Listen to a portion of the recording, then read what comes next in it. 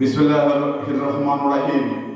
সংগ্রামী উপস্থিতি, আসলে অনেক বিষয়গুলো নিয়ে আলোচনা সমালোচনা থাকতে পারে।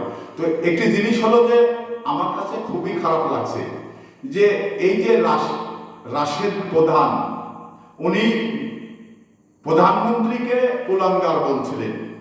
তো এই বিষয়টি কিন্তু আমরা সবাই জানি, তার জন্ম কোত্থেকে এবং সে তার বাবা কোত্থেকে এসছে, এটা কিন্তু আমরা সবাই জানি, এটা কিন্তু কারো অজানা নেই।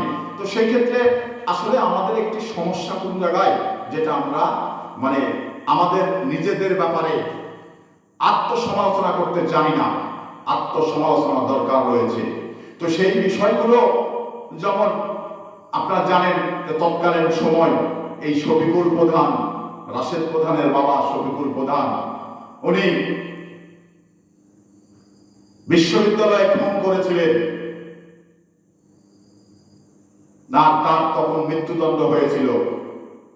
সে এক হাতে সিগারেট আর এক হাতে পিস্তল নিয়ে 3টা খুন করেছিল। তো তৎকালীন সময় এই শেখ মুজিবের সহপরিবারে মেরে ফেলায় তার রায়টা কার্যকর করা যায়নি। তো এদেশের জন্য সে খুনির ছেলে এই রাশেদ প্রধান, এবং রাশেদ প্রধান আমি মনে করি সে ভালো মানুষের ছেলে কিনা এবং বৈধভাবে তার জন্ম হয়েছে কিনা আমি জানি না। তবে তারেক রহমানের মতো মানুষকে যখন কুলাঙ্গার বলে, তখন ওই রাশেদ প্রধানকে জুতা পিটা করতে পারলে বাংলাদেশের মানুষের স্বাদ মিটে।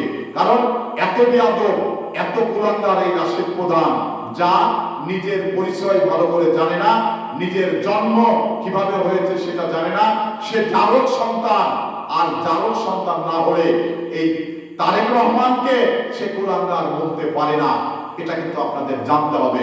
তো আসলে কোনো মানুষের যদি জন্মের যদি কোনো সমস্যা থেকে থাকে, তাহলে ওই মানুষটি অন্যের জন্মের ব্যাপারে, অন্যের আচার আচরণের ব্যাপারে সে কিন্তু সমালোচনা করবে। কারণ এই 11 দলীয় জোটের যে রাশেদ প্রধান, উনি জারক সন্তান। আর উনি যদি জারক সন্তান না হতো, তাহলে বিএনপির এই প্রধানমন্ত্রীকে তারেক রহমানকে এই ধরনের কুলাঙ্গার বলতে পারতেন না। তারেক রহমান এই বাংলাদেশে এত সফল রাজনীতিবিদ, এত ভদ্র রাজনীতিবিদ, আপনারা সবাই ইতিমধ্যেই পরিচয় পেয়ে গেছেন। সারা বিশ্বে 100 জন ভিআইপি মানুষ রয়েছে।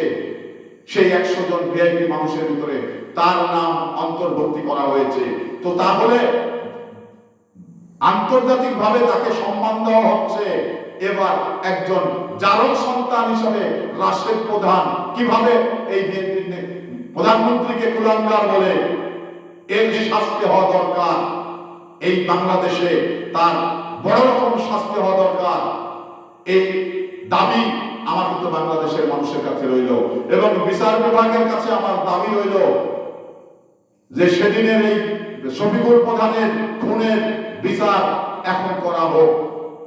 তার বাপের দায় এই রাশেদ প্রধানের পরে এনে তার বিচার কার্যকর করা হোক, এই আশা ব্যক্ত করতে চাই।